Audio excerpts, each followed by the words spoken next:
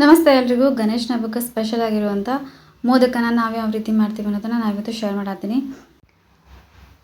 ಗೋಧಿ ಹಿಟ್ಟಿಗೆ ಸ್ವಲ್ಪ ಉಪ್ಪು ಅದಾದಮೇಲೆ ಒಂದು ಸ್ಪೂನಷ್ಟು ಆಯಿಲ್ನ ಹಾಕಿ ಚೆನ್ನಾಗಿ ಮಿಕ್ಸ್ ಮಾಡಿ ಇದನ್ನು ನಾವು ಚಪಾತಿಗೆ ಯಾವ ರೀತಿ ಹಾಕ್ಕೋತೀವಿ ಹಿಟ್ಟನ್ನ, ಅದೇ ರೀತಿ ಅದಕ್ಕಿಂತ ಸ್ವಲ್ಪ ಗಟ್ಟಿಯಾಗಿ ಇದನ್ನು ನಾವು ಕಲಿಸ್ಕೋಬೇಕು. ಈ ರೀತಿ ಹಿಟ್ಟನ್ನ ಕಲಸಿ ಮೇಲೆ ಸ್ವಲ್ಪ ಆಯಿಲ್ನ ಹಚ್ಚಿ ಇದನ್ನು ಒಂದು 10 ನಿಮಿಷ ನೆನೆಯೋದಕ್ಕೆ ಬಿಡಬೇಕು. ಇವಾಗ ಇದಕ್ಕೆ ಸ್ಟಫಿಂಗ್ನ ಮಾಡ್ಕೊಳ್ಳೋದಕ್ಕೆ ನಾವು ಈ ರೀತಿ ನೀವು ತೆಂಗಿನಕಾಯಿನ ಬಳಸ್ಬೋದು, ಇಲ್ಲ ಅಂತಂದರೆ ನಾವು ಒಣ ಕೊಬ್ಬರಿನ ಕೂಡ ಬಳಸ್ಕೋಬೋದು. ಇದನ್ನು ನೀವು ತುರಿಲೂಬಹುದು ಅಥವಾ ಈ ರೀತಿ ಸಣ್ಣದಾಗಿ ಕಟ್ ಮಾಡಿ ಇದನ್ನು ನಾವು ಮಿಕ್ಸರ್ ಜಾರಿಗೆ ಹಾಕಿ ಇದನ್ನು ಸಣ್ಣದಾಗಿ ಯಾವುದೇ ರೀತಿ ನೀರನ್ನ ಹಾಕ್ಲಾರ್ದನ ಹಂಗನ ಇದನ್ನು ಸಣ್ಣದಾಗಿ ರುಬ್ಕೋಬೇಕು. ಇಲ್ಲ ಅಂತಂದರೆ ಇದನ್ನು ತುರ್ಕೊಳ್ಳಬಹುದು. ಈ ಸ್ಟಫಿಂಗ್ನ ಒಬ್ಬೊಬ್ಬರು ಒಂದೊಂದು ರೀತಿ ಮಾಡ್ತಾರೆ. ಸೊ ಇದನ್ನು ಈ ರೀತಿ ಎಲ್ಲನೂ ಸಣ್ಣದಾಗಿ ಕಟ್ ಮಾಡಿ ಇದನ್ನು ಮಿಕ್ಸರ್ ಜಾರಿಗೆ ಹಾಕಿ ಇದನ್ನು ಸಣ್ಣದಾಗಿ ರುಬ್ಕೊಂಡು ಇಟ್ಕೋಬೇಕು. ನಾವಿಲ್ಲಿ 2 ತೆಂಗಿನಕಾಯಿನ ಈ ರೀತಿ ಸಣ್ಣದಾಗಿ ಕಟ್ ಮಾಡಿ ಈ ರೀತಿ ರುಬ್ಕೊಂಡಿವಿ.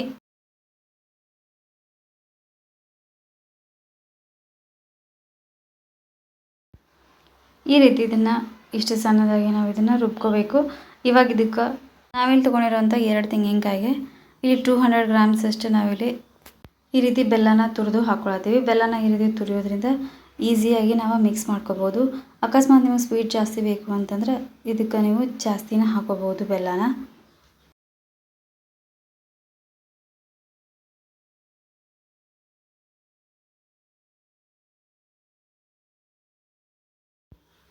ಈ ರೀತಿ ತುರಿದು ಇಟ್ಕೊಂಡಿರೋ ಬೆಲ್ಲನ ನಾವು ಕೊಬ್ಬರಿಗೆ ಹಾಕಿ ಇದನ್ನು ಚೆನ್ನಾಗಿ ನಾವು ಮಿಕ್ಸ್ ಮಾಡ್ಕೋಬೇಕು.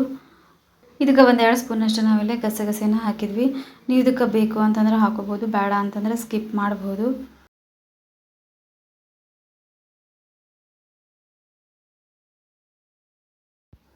ಈ ರೀತಿ ಇದನ್ನು ಚೆನ್ನಾಗಿ ಮಿಕ್ಸ್ ಮಾಡಿ ಇದನ್ನು ಸೈಡಿಗೆ ತೆಗೆದಿಟ್ಕೋಬೇಕು. ಈ ರೀತಿ ಹಿಟ್ಟನ್ನ ಒಂದು ಸತಿ ಚೆನ್ನಾಗಿ ಮಿದ್ದಿ ಇದನ್ನು ಸಣ್ಣದಾಗಿ ನಾವು ಉಳ್ಳೆ ಮಾಡಿ ಇಟ್ಕೋಬೇಕು.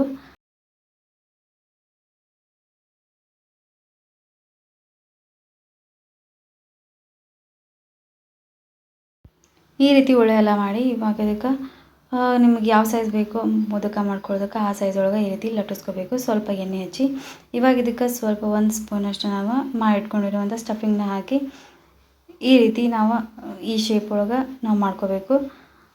ಇದೇ ರೀತಿ ನಾವು ಎಲ್ಲನೂ ಈ ರೀತಿ ಲಟ್ಟಿಸಿ ಸ್ಟಫಿಂಗ್ ಮಾಡಿ ತೆಗೆದಿಟ್ಕೋಬೇಕು. ಇದನ್ನು ಫ್ರೈ ಕೂಡ ಮಾಡ್ಕೋಬೋದು, ಇಲ್ಲ ಅಂತಂದರೆ ಸ್ಟೀಮರ್ ಒಳಗೆ ಸ್ಟೀಮ್ ಕೂಡ ಮಾಡ್ಕೋಬೋದು. ಇದನ್ನು ನೈವೇದ್ಯಕ್ಕೆ ಏನಾದರೂ ಮಾಡ್ತಿದ್ರು ಅಂತಂದರೆ ಆಲ್ಮೋಸ್ಟ್ ಎಲ್ಲರೂ ಇದನ್ನು ಸ್ಟೀಮ್ ಮಾಡಿನ ಮಾಡ್ತಾರೆ. ಇದಕ್ಕೆ ಬೇಕು ಅಂತಂದರೆ ಕಡಲೆ ಹಿಟ್ಟನ್ನು ಕೂಡ ಯೂಸ್ ಮಾಡ್ಬೋದು.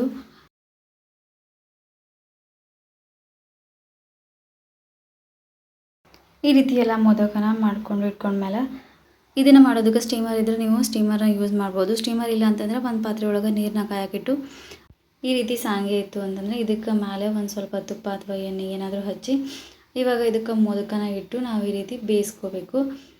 ಒಂದು 10ರಿಂದ 15 ನಿಮಿಷ ಈ ರೀತಿ ಇದನ್ನು ಲೋ ಫ್ಲೇಮ್ ಒಳಗೆ ಬೇಯಿಸ್ಕೊಂಡ್ರೆ ಮೋದಕ ರೆಡಿಯಾಗಿರ್ತೈತಿ. ಮೋದಕ ಆಲ್ಮೋಸ್ಟ್ ಎಲ್ಲರೂ ಫೇವ್ರೆಟ್ ಡಿಶ್.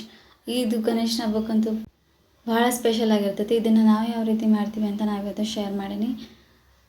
ಹೋಪ್ ಈ ವಿಡಿಯೋ ನಿಮ್ಗೆ ಇಷ್ಟ ಆಗೈತಿ ಅಂತ ಅಂದ್ಕೊಳ್ತೀನಿ. ಈ ವಿಡಿಯೋ ನಿಮ್ಗೆ ಸ್ವಲ್ಪ ಇಷ್ಟ ಆಗಿತ್ತು ಅಂದರೆ ಒಂದು ಲೈಕ್ ಮಾಡಿರಿ. Thanks for watching and keep watching.